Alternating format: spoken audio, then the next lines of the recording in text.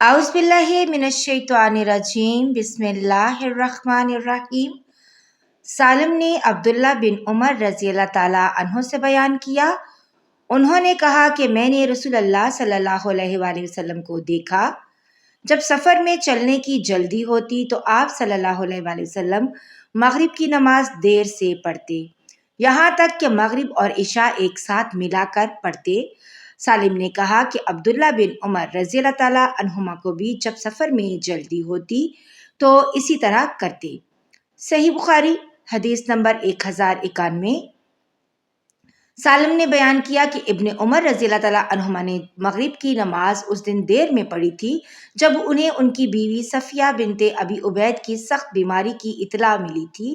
چلتے ہوئے میں نے کہا کہ نماز یعنی وقت ختم ہوا چاہتا ہے، لیکن آپ نے فرمایا کہ چلے چلو۔ پھر دوبارہ میں نے کہا کہ نماز، آپ نے پھر فرمایا کہ چلے چلو۔ اس طرح جب ہم 2 یا 3 میل نکل گئے تو آپ اترے اور نماز پڑھی۔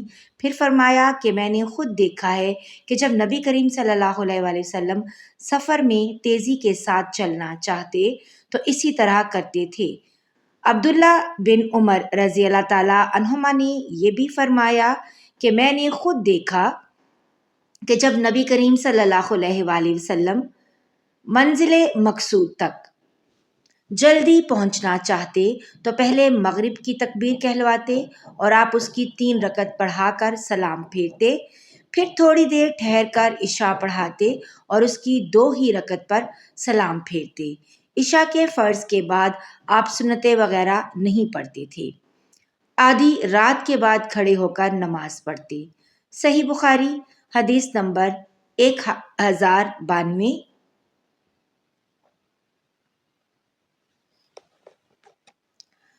معمر نے زہری سے بیان کیا، ان سے عبداللہ بن عامر نے اور ان سے ابیہ نے، انہوں نے کہا کہ میں نے رسول اللہ صلی اللہ علیہ وآلہ وسلم کو دیکھا کہ اونٹنی پر نماز پڑھتے رہتے خواہ اس کا منہ کسی طرف ہو۔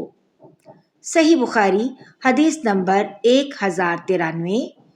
محمد بن عبد الرحمن نے بیان کیا کہ جابر بن عبداللہ رضی اللہ تعالیٰ عنہ نے خبر دی کہ نبی کریم صلی اللہ علیہ وآلہ وسلم نفل نماز اپنی اونٹنی پر غیر قبلہ کی طرف منہ کر کے بھی پڑھتے تھے۔ صحیح بخاری حدیث نمبر 1094۔